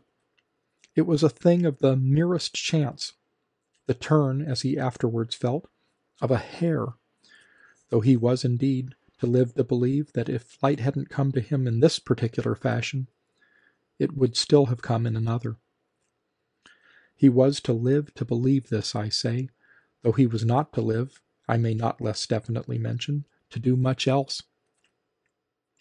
We allow him, at any rate, the benefit of the conviction, struggling up for him at the end, that whatever might have happened or not happened, he would have come round of himself to the light. The incident of an autumn day had put the match to the train laid from of old by his misery. With the light before him, he knew that even of late his ache had only been smothered. It was strangely drugged, but it throbbed. At the touch, it began to bleed. And the touch, in the event, was the face of a fellow mortal. This face, one gray afternoon, when the leaves were thick in the alleys, looked into Marcher's own at the cemetery, with an expression like the cut of a blade. He felt it, that is, so deep down that he winced at the steady thrust. The person who so mutely assaulted him was a figure he had noticed on reaching his own goal, absorbed by the grave a short distance away, a grave apparently fresh, so that the emotion of the visitor would probably match it for frankness. This fact alone forbade further attention, though during the time he stayed he remained vaguely conscious of his neighbor, a middle-aged man, apparently, in mourning, whose bowed back, among the clustered monuments and mortuary yews, was constantly presented. Marcher's theory that these were elements in contact with which he himself revived had suffered, on this occasion it may be granted, a marked and excessive check. The autumn day was dire for him as none had recently been, and he rested with a heaviness he had not yet known on the low stone table that bore May Bartram's name. He rested without power to move, as if some spring in him, some spell vouchsafed, had suddenly been broken forever. If he could have done that moment as he wanted, he would simply have stretched himself on the slab that was ready to take him, treating it as a place prepared to receive his last sleep. What in all the wide world had he now to keep awake for? He stared before him with the question, and it was then that, as one of the cemetery walks passed near him, he caught the shock of the face.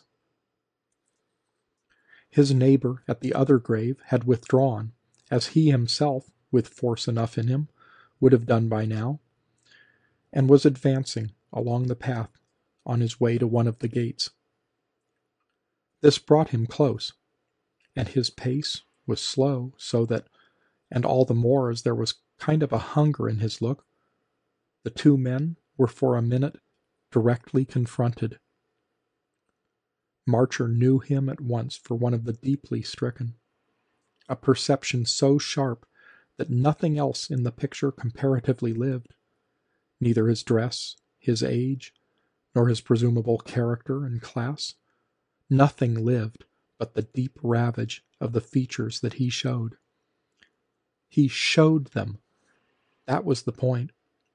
He was moved, as he passed, by some impulse that was either a signal for sympathy or, more possibly, a challenge to an opposed sorrow. He might already have been aware of our friend, might at some previous hour have noticed in him the smooth habit of the scene, with which the state of his own senses so scantly consorted, and might thereby have been stirred as by an overt discord. What Marcher was at all events conscious of was in the first place that the image of scarred passion presented to him was conscious too, of something that profaned the air, and in the second that, roused, startled, shocked, he was yet the next moment looking after it as it went, with envy. The most extraordinary thing that had happened to him, though he had given that name to other matters as well, took place, after his immediate vague stare, as a consequence of this impression. The stranger passed, but the raw glare of his grief remained, making our friend wonder in pity what wrong, what wound it expressed, what injury not to be healed. What had the man had? to make him, by the loss of it, so bleed and yet live? Something, and this reached him with a pang, that he, John Marcher, hadn't, the proof of which was precisely John Marcher's arid end. No passion had ever touched him, for this was what passion meant. He had survived and maundered and pined, but where had been his deep ravage? The extraordinary thing we speak of was the sudden rush of the result of this question. The sight that had just met his eyes named to him, as in letters of quick flame, something he had utterly, insanely missed. And what he had missed made these things a train of fire, made them mark themselves in an anguish of inward throbs. He had seen outside of his life, not learned it within, the way a woman was mourned when she had been loved for herself. Such was the force of his conviction of the meaning of the stranger's face, which still flared for him as a smoky torch. It hadn't come to him, the knowledge, on the wings of experience. It had brushed him, jostled him, upset him with the disrespect of chance, the insolence of accident. Now that the illumination had begun, however, it blazed to the zenith, and what he presently stood there gazing at was the sounded void of his life. He gazed, he drew breath in pain. He turned in his dismay, and turning, he had before him in sharper incision than ever the open page of his story. The name on the table smote him as the passage of his neighbor had done, and what it said to him full in the face was that she was what he had missed. This was the awful thought, the answer to all the past, the vision at the dread clearness of which he turned as cold as the stone beneath him. Everything fell together, confessed, explained, overwhelmed, leaving him most of all stupefied at the blindness he had cherished. The fate he had been marked for, he had met with a vengeance. He had emptied the cup to the lees. He had been the man of his time, the man to whom nothing on earth was to have happened. That was the rare stroke. That was his visitation. So he saw it, as we say, in pale horror, while the pieces fitted and fitted. So she had seen it, while he didn't, and so she served at this hour to drive the truth home. It was the truth, vivid and monstrous, that all the while he had waited, the wait was itself his portion. This, the companion of his vigil, had at a given moment made out, and she had then offered him the chance to baffle his doom. One's doom, however, was never baffled, and on the day she told him his own had come down, she had seen him but stupidly stare at the escape she offered him. The escape would have been to love her. Then he would have lived. She had lived. Who could say now with what passion? Since she had loved him for himself, whereas he had never thought of her. Ah, how it hugely glared at him, but in the chill of his egotism and the light of her use. Her spoken words came back to him. The chain stretched and stretched. The beast had lurked indeed, and the beast at its hour had sprung. It had sprung in that twilight of the cold April when, pale, ill, wasted, but all beautiful, and perhaps even then recoverable, she had risen from her chair to stand before him and let him imaginably guess. It had sprung as he didn't guess. It had sprung as she hopelessly turned from him, and the mark, by the time he left her, had fallen where it was to fall. He had justified his fear and achieved his fate. He had failed with the last exactitude of all he was to fail of. And a moan now rose to his lips as he remembered she had prayed he mightn't know. This horror of waking, this was knowledge, knowledge under the breath of which the very tears in his eyes seemed to freeze. Through them, nonetheless, he tried to fix it and hold it. He kept it there before him so that he might feel the pain. That, at least, belated and bitter, had something of the taste of life. But the bitterness suddenly sickened him, and it was as if, horribly, he saw in the truth, in the cruelty of his image, what had been appointed and done. He saw the jungle of his life, and saw the lurking beast. Then, while he looked, perceived it, as by a stir of the air, rise, huge and hideous, for the leap that was to settle him. His eyes darkened. It was close. And, instinctively turning, in his hallucination, to avoid it, he flung himself, face down, on the tomb. End of The Beast in the Jungle by Henry James.